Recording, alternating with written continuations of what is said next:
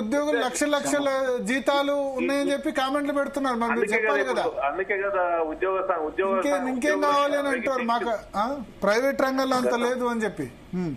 గతంలో చంద్రబాబు నాయుడు ఇట్లాంటి మిస్టేక్ చేశాడు. అంటే ఉద్యోగులని ప్రజలకు గ్యాప్ ఇచ్చే ప్రయత్నం చేసి చంద్రబాబు నాయుడు 2004 లో ఏం గట్టి పట్టిందో మనం చూసినాం.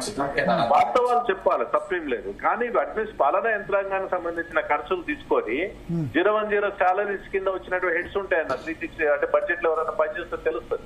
దాంతో పాటు పాలనా యంత్రాంగానికి సంబంధించిన ఖర్చులు, పెన్షన్ కి అంటే ఉద్యోగుల పెన్షన్ సంబంధించిన ఖర్చులన్నీ కలిపి ఇప్పుడు ఎమ్మెల్యేలకు, మాజీ ఎమ్మెల్యేలకు, మాజీ ఎమ్మెల్సీలు కూడా జీతాలు ఇస్తారు. అది కూడా పాలన యంత్రాంగం కింద ఖర్చే కదా. అదే విధంగా మాజీ ఎమ్మెల్యేలకు పెన్షన్స్ ఇస్తుంటారు. ఇది అడ్మినిస్ట్రేటివ్ ఖర్చు కింద చూడాలి తప్ప కేవలం ఉద్యోగులకి మేము పంచి పెడుతున్నారు అభిప్రాయం సమంజసం కాదు, కరెక్ట్ కాదు.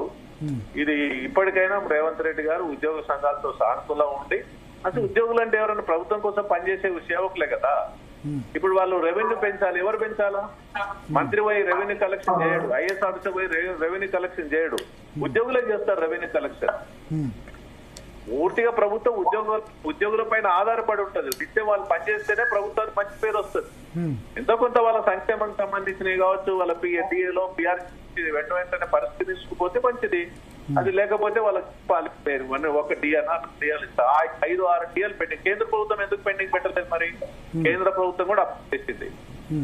కేంద్ర ప్రభుత్వం ఎందుకు డిఎల్ ఎప్పటికప్పుడు ఇస్తూ ఉంటుంది? రాష్ట్ర ప్రభుత్వానికి వచ్చిన ఇబ్బంది ఏంటి చెప్పాలి.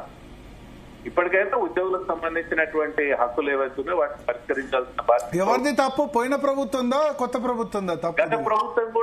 గత ప్రభుత్వం కూడా చాలా తప్పిదాలు చేసింది. ఆర్థిక రంగంలో 8 లక్షల కోట్ల రూపాయలు అప్పు తెచ్చిపెట్టింది. 4 లక్షల కోట్లే అంటారు. అవి కొద్దిగా డీటెయిల్ గా చర్చిస్తాను. ఆఫ్ బడ్జెట్, ఆన్ బడ్జెట్ ఉంటుంది. కాళేశ్వరం బడ్జెట్ అసెంబ్లీకి సంబంధం లేదు. కాళేశ్వరం అప్పు, కాళేశ్వరం సంబంధించిన అప్పు అసెంబ్లీలో పెట్టకుండా తీసుకొచ్చారు. అంటే అసెంబ్లీ పర్మిషన్ లేకుండా వాళ్ళు కార్పొరేషన్ ఎస్టాబ్లిష్ చేసి అట్లా ఎన్ని చేశారు. మిషన్ భగీరథ, మిషన్ కాకతీయ, కాళేశ్వరం ఇట్లా చెప్పుకుంటూ పోతే చాలా ఉన్నాయి. ఆ బడ్జెట్, ఆన్ బడ్జెట్ అన్ని కలిపితే 8 లక్షల కోట్ల రూపాయలు కదా. 4 లక్షలు అని చెప్పుకుంటారు వాళ్ళు. మరి మిగతా 4 లక్షల సంగతి అప్పు కాదు, అది ప్రభుత్వమే కడుతుంది కదా. కార్పొరేషన్ లోన్ కూడా ప్రభుత్వం బాధ్యతనే. సో ఇవన్నీ అప్పుల పాలు ధనిక. అయితే ఇప్పుడు ఒకటి నిన్న బీఆర్ఎస్ నుంచి దేవిప్రసాద్ గారు జాయిన్ అయ్యి ఏం చెప్పారంటే, మేము అట్లా చేశాం కాబట్టి మమ్మల్ని ఓడించారు ఉద్యోగులు, ఇప్పుడు వీళ్ళు మంచిగా చేయాలి కదా, వీళ్ళు అన్ని హామీలు ఇచ్చారు కదా అని అంటారు. నేను దేవిప్రసాద్ తోటి నేను ఏకీభవిస్తా. డెఫినెట్ గా వీళ్ళు హామీ ఇచ్చారు. టీఏలు గానీ పిఆర్సీ గారు ఈ ప్రభుత్వం ఇస్తాని చెప్పింది. పరిష్కరించాల్సిన బాధ్యత ప్రభుత్వం ఉంది. కొన్ని రోజులు అటు ఇటు అయినా. లచ్చిరెడ్డి గారు, భరత్ గారు చెప్పండి. లచ్చిరెడ్డి గారు చెప్పండి. అంటే ఈ జనరల్ గా ఏమనుకుంటారంటే లచ్చిరెడ్డి గారు ఈ ప్రభుత్వానికి దగ్గర అని అనుకుంటారు. ఇప్పుడు మరి అవి ఇవన్నీ ఈ ఫైనాన్షియల్ సిచ్యువేషన్ తెలిసి మరి ఎందుకు ఈ హామీలు ఇచ్చారు?